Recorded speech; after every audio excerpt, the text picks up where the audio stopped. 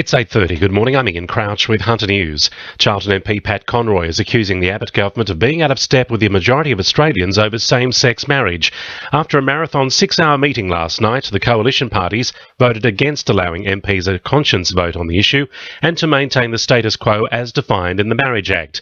Pat Conroy says it was a missed opportunity. I just think that Mr Abbott and the majority of the coalition have proven that they're 40 years behind the Australian people. The vast majority of the Australian people want marriage equality and they want it yesterday, and this parliament is well behind community views. However, Tony Abbott has left the door open for a referendum or plebiscite to be held on gay unions after the next election.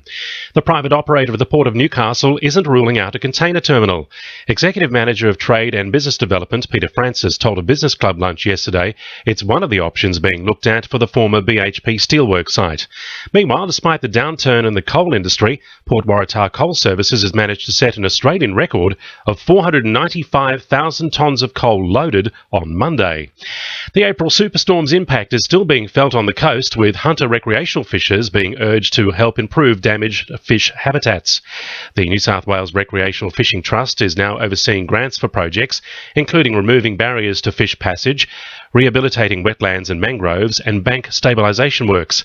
Parliamentary Secretary for the Hunter, Scott McDonald, says up to $40,000 is available. And they're really targeted at those smaller clubs, the fishing groups, people who are looking after foreshores, just to keep those mangroves, those areas where the fish breed, just keep them clean, tidy, and good condition for fish breeding. Applications close on October 16.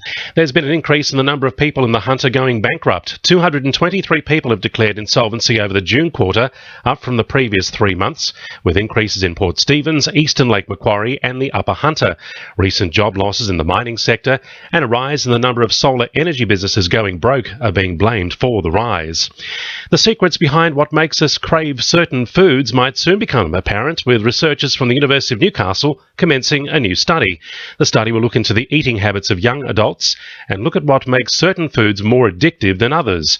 Dietetics researcher Kirralie Percy says previous research showed alarming levels of addiction among young people today. We completed a survey in 2013 as well, and this showed us that there was up to 15% of young adults that were displaying addictive-like eating behaviours.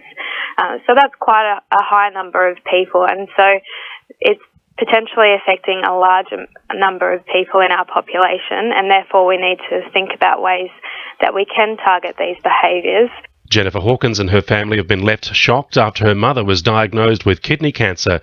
The former Miss Universe is expected to be back in Newcastle tonight to be by her mum Gail's side before she undergoes major surgery. She'll then head back to Sydney tomorrow to hit the catwalk for the Maya Spring-Summer Fashion Parade. Sport for our sponsor, Warners Bay Sports Club, Fishing Expo, September 13. The Newcastle Knights are vowing to redeem themselves ahead of Saturday's blockbuster against the Tigers as the fight begins to salvage skipper Kurt Gidley's final season in the NRL. It's as the boys are relegated to last on the ladder, $1.45 favourites for the wooden spoon with just 4 games remaining.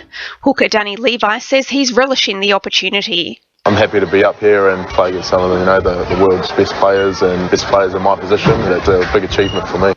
Meanwhile, Knights Chief Executive Matt Gidley insists the club won't be rushing to decide its coach for next season. It's on the back of interviews with up to 4 prospective replacements for Rick Stone yesterday, rumoured to include former Penrith Reserves and Dragons coaches Garth Brennan and Nathan Brown, along with ex-Brisbane tactician Anthony Griffin.